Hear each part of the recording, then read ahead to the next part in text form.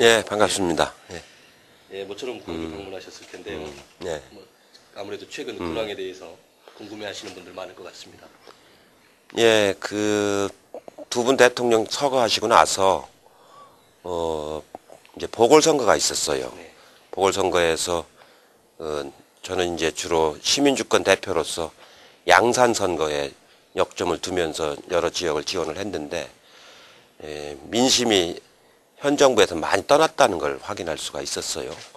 선거 결과에서도 역시 한나라당이 참패하는 결과를 가져왔죠.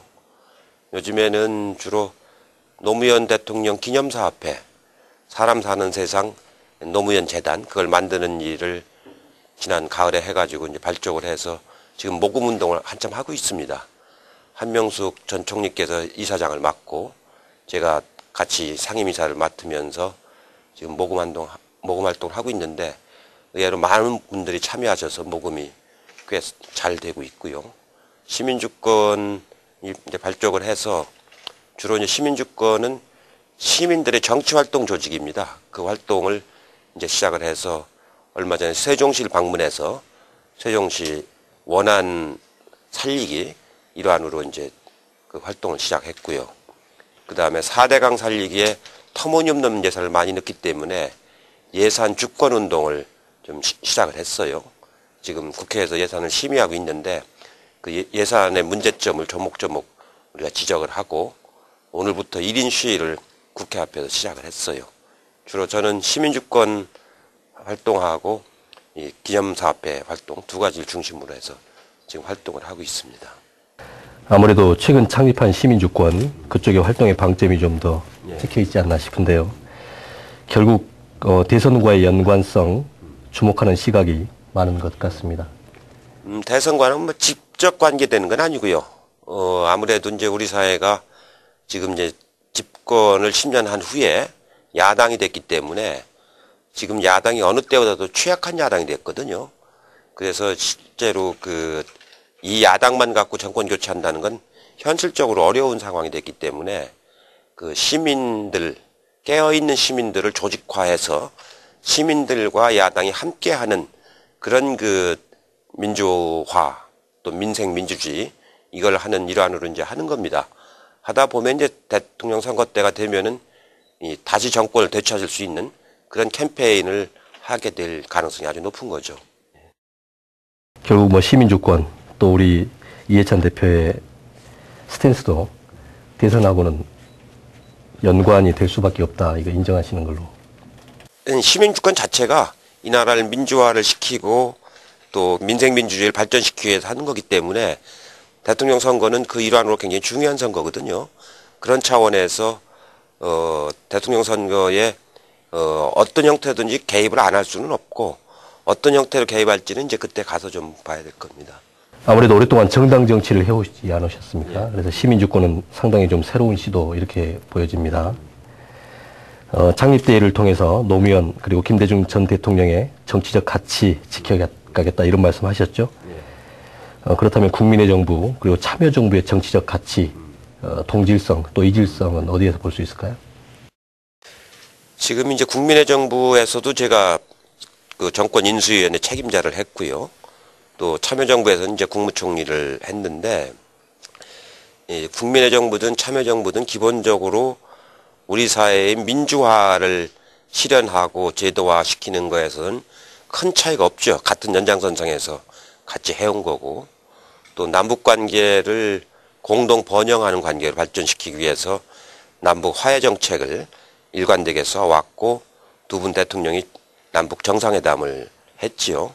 그런 점에서 큰 민족 문제라든가 민주주의 문제에 관해서는 큰 차이점은 없어요. 그리고 정신적 가치로도 보면은 김대중 대통령께서는 행동하는 양심을 강조하셨고 노무현 대통령께서는 깨어있는 시민의 조직된 힘 그걸 강조하셨거든요. 둘 다 결국은 각성된 시민들의 그 활발한 그 활동 이걸 강조하신 점에서 같은 가치관을 가지고 있죠. 다만 이제 차이가 좀 있다면은 그 국민의 정부 때는 인터넷이 보급되기 이전이기 때문에 주로 오프라인 활동을 중심으로 해서 여러 가지 정당 정치 활동이 이루어졌고 참여정부 때부터는 인터넷이 활발하게 보급되면서 온라인상에서 젊은 세대들이 더 활발하게 정치적으로 토론도 하고 자기 주장도 하는 그런 활동 방식의 차이는 좀 있었어요. 기본적인 가치나 지향점에서 차이는 별로 없다고 봐집니다.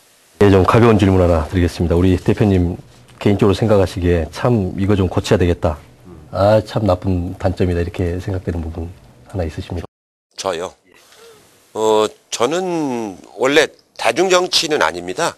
그렇기 때문에 뭐든지, 그냥 적당히는 안 넘어가는 그런 스타일이기 때문에 사람들이 뭐라고 그래, 좀 꼼꼼하기도 하고 빡빡하다 하고 이제 느끼죠. 네, 뭐 고칠 생각은 없고, 그런 것을 잘 살려서 국가의 일이기 때문에 상당히 엄격하게 해야 되는 겁니다. 적당히 넘어가는 걸 그냥 용인하는 사회가 되면은 그 사회는 발전 못하는 거거든요. 이 시민주권은 그런 차원에서 보다 더 공개적이고 정책을 중심으로 해서 활발한 토론 구조를 만드는 그 활동이거든요. 미국에 이제 무브원이라는 큰 시민 정치 활동 단체가 있습니다. 평상시에는 자기들이 지향하는 정책, 주로 의료, 교육, 복지, 문화 이런 것들을 정책 토론을 이렇게 많이 하고 그걸 가지고 선거 때는 캠페인 작업을 하거든요. 지난번 오바마 대통령 선거 때 역할을 많이 했죠. 그 무브원은 인터넷이 일반 생활화 되면서부터 가능했던 거거든요. 그처럼 우리가 어떻게 보면은 인터넷을 통한 정치 활동은 2002년부터 훨씬 먼저 시작된 겁니다.